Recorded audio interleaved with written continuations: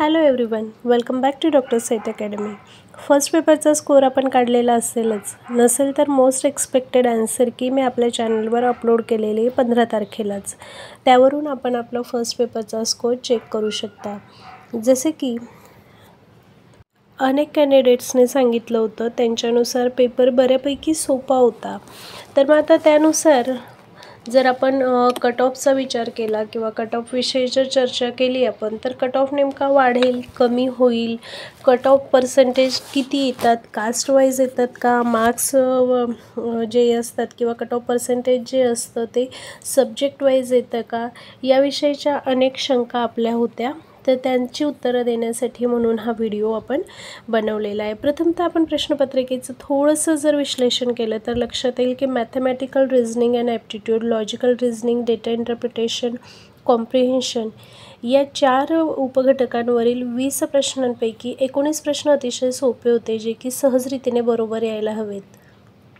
केवळ एक अंकश्रेणीचा प्रश्न आपण पाहिला होता बघा, तो संदिग्ध होता, त्याचं उत्तर मला देखील काढता आलेलं नव्हतं आणि मग कदाचित तो बऱ्याच जणांना जमला नसेल, काहीतरी त्यात चूक असू शकते. जर तो प्रश्न चुकीचा असेल तर ते सगळ्यांना गुण मिळतील किंवा नसला तर तो चुकण्यासारखा होता. एक थोडासा डिफिकल्ट असा क्वेश्चन होता, त्याच्यामुळे यातले 20 पैकी 19 जे क्वेश्चन होते ते बऱ्यापैकी इझी होती. ICTचा विचार केला तर त्यापैकी देखील 3 ते 4 प्रश्न सोपे होते. ॲव्हरेज स्टडीचा जरी विचार केला तरी ते बरोबर यायला हरकत नाही.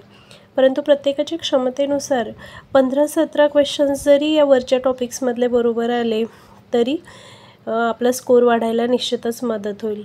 पर्यावरणवरील 2 प्रश्न जसेच्या तसे रिपीट होते, मागच्या प्रश्नपत्रिकांमधले आता आलेले होते. उरलेल्या 3 पैकी एक अतिशय सोपा होता, तर 2 थोडेसे ट्रिकी होते. यामुळे कमीत कमी 3 बरोबर यायला हरकत नाही आहे पर्यावरणावरचे. पण उच्च शिक्षणावरील 2 प्रश्न जे होते ते सोपे होते. आपण पाहिलं होतं की एक प्रश्न स्मृती स्तरावरचा, चिंतनशील स्तरावरचा, असं ह्या दोघांपैकी एकावरचा विचारलेला होता. मागच्या क्वेश्चन पेपरमधला क्वेश्चन तो रिपीटेड होता आणि इतर 3वर थोडा विचार करणं आणि डीप अभ्यासाची आवश्यकता होती. म्हणून कमीत कमी 3 प्रश्न बरोबर उच्च शिक्षणावरचे देखील आपले येऊ शकतात.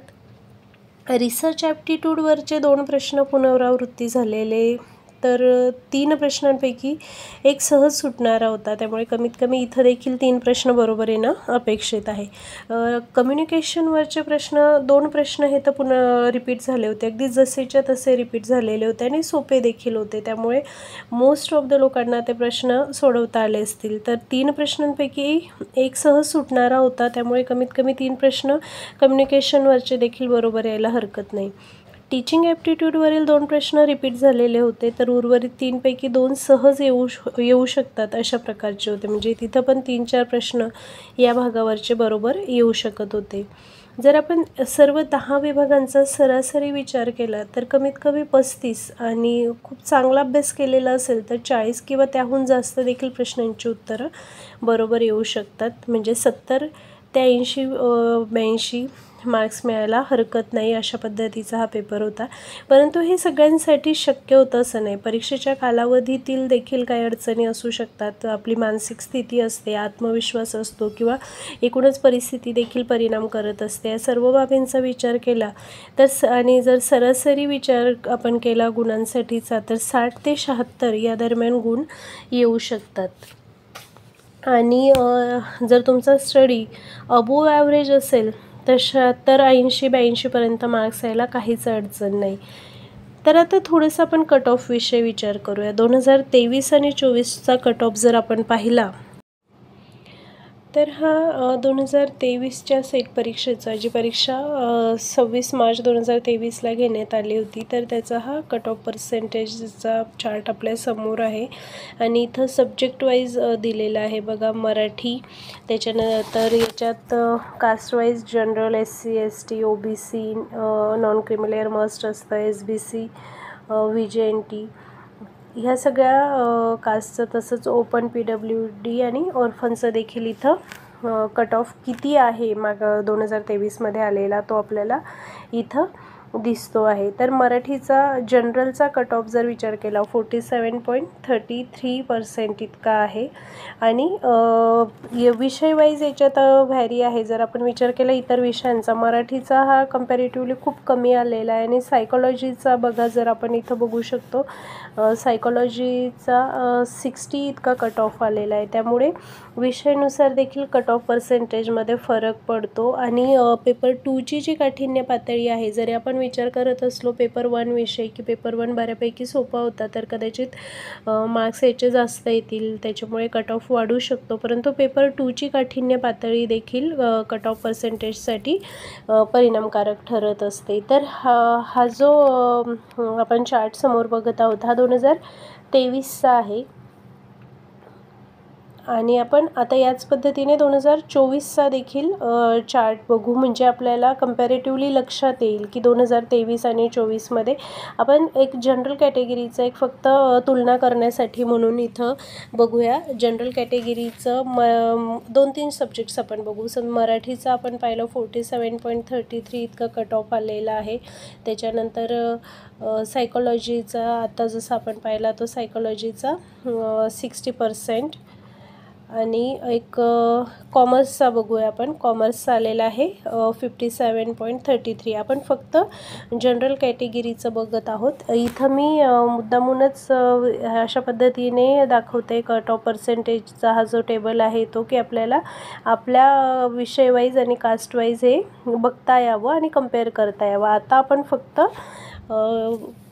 ह्या 3 सब्जेक्ट्सचं कंपॅरेटिव्हली बघूया, मराठी, सायकोलॉजी आणि कॉमर्स। आणि याच्यामध्ये एक एज्युकेशनचं देखील बऱ्याच जणांची एन्क्वायरी होती की एज्युकेशनचा कट ऑफ किती असेल, किती येऊ शकतो, गेल्या वेळेचा किती होता, कारण एज्युकेशनमधून पेपर देणारे आपल्या ग्रुपला जोडलेले बरेच जण आहेत आणि एज्युकेशनचा 2023चा जो कट ऑफ होता तो होता 56.67 जनरल कॅटेगरीसाठी। तर आता आपण 2024चं बघूया। आता आपल्याला जी स्क्रीनवर दिसते आहे तर ही आहे 2024मध्ये झालेल्या सेट परीक्षेचा कट ऑफ। तर इथं आपण मागचे ज्या प्रश्नपत्र 2023चं पाहिलं होतं त्याच विषयांचा आपण कट ऑफ बघू। आता मराठीचा आपण पाहिला होता 2023मध्ये होता कट ऑफ आलेला 47.33 आणि इथं जो आहे आलेला हा आहे 48.67, म्हणजे मराठीच्या कट ऑफ मार्क्समध्ये वाढ झालेली आहे। त्यानंतर सायकोलॉजी पण सेम, सायकोलॉजी 60% पर्यंतचा तिथं कट ऑफ होता 2023ला आणि इथं 62.67 इतका आलेला आहे। कॉमर्सच्या कट ऑफ मार्क्समध्ये पण इथं वाढ झालेली आहे। कॉमर्सचा 57 होता, इथं 59.33 झालेले आहेत आणि एज्युकेशन 56.67 तिथं पण होतं, इथं देखील तेवढेच मार्क्स आहे, म्हणजे एज्युकेशनच्या कट ऑफ मार्क्समध्ये कोणत्याही प्रकारची वाढ झालेली इथं दिसून येत नाही आहे। आपण आपल्या विषयाचं आपल्या कॅटेगरीनुसार कट ऑफ इथून चेक करून घेऊ शकतात, स्क्रीनशॉट घेऊ शकतो आपण याचा आणि नंतर मग आपण कंपेअर करू शकतो, कारण प्रत्येकच कास्ट वाईज किंवा प्रत्येक सब्जेक्ट वाईज जर आपण आत्ता बघायचं म्हटलं तर व्हिडिओची लेंथ खूप जास्त मोठी होऊन जाईल। त्याच्यामुळे एक फक्त कंपॅरिझन म्हणून आपण 3-4 विषयांचं इथं जनरल कॅटेगरीचं आपण फक्त घेतलेलं आहे आणि त्यातल्या 3 विषयांचं मागच्या वेळेच्या म्हणजे 2023पेक्षा 2024चा कट ऑफ जो आहे तो आपल्याला वाढीव दिसतोय आणि काही विषयांचं म्हणजे एज्युकेशनचं जेवढ्याचं तेवढंच आहे। ह्यावर्षी देखील आपण परीक्षेचा जर विचार केला फक्त पेपर 1वर कम्प्लिटली डिपेंड राहून चालणार नाही, पण पेपर 2चा देखील मी आता पॉलिटिकल सायन्सच्या स्टुडंटशी बोलले, त्याच्यानंतर एज्युकेशन, तर पेपर 2ची काठिण्य पातळी देखील जरा कमीच आहे असं त्यांचं म्हणणं होतं। विद्यार्थ्यांना पेपर बऱ्यापैकी सोपा वाटला किंवा मॉडरेटेड वाटला, त्याच्यामुळे कट ऑफ यावेळी काही विषयांचा वाढू शकतो, निश्चितच वाढू शकतो। मोस्टली पेपर 1वर डिपेंड असतं, परंतु पेपर 2च्या काठिण्य पातळीकडे आणि मार्क्सकडे दुर्लक्ष करून चालणार नाही, ते देखील कट ऑफ कमी करण्यासाठी किंवा वाढवण्यासाठी तेवढ्याच प्रमाणात जबाबदार असतात। पर्सेंटेज वाढू शकते असं जरी म्हटलं जात असलं तरी एक महत्त्वाची गोष्ट लक्षात घेण्यासारखी आहे ती म्हणजे जरी पेपर इझी वाटत असला तरी काही वेळा आत्मविश्वासाच्या भरात अति आत्मविश्वासाच्या भरात देखील चुका होतात. त्यामुळे कट ऑफ अगदी 5%ने वाढून जाईल अशा प्रकारची अपेक्षा करणं चुकीचं आहे. वाढ झाली तरी देखील 1-2%ने वाढ होत असते किंवा कमी होत असते. त्यामुळे आता तुमचे मार्क्स किती आले आणि कट ऑफचे नेमके तुम्ही कुठं बसत आहात आणि सेट क्वालिफाय होणार आहात किंवा नाही याविषयीचा आपल्याला अंदाज ह्या व्हिडिओवरून नक्की येईल. व्हिडिओ आवडला असेल, उपयुक्त वाटला असेल तर नक्कीच लाईक आणि शेअर करा आणि चॅनलवर नवीन असाल तर कृपया अशाच अपडेट्ससाठी चॅनलला सबस्क्राईब करा. धन्यवाद.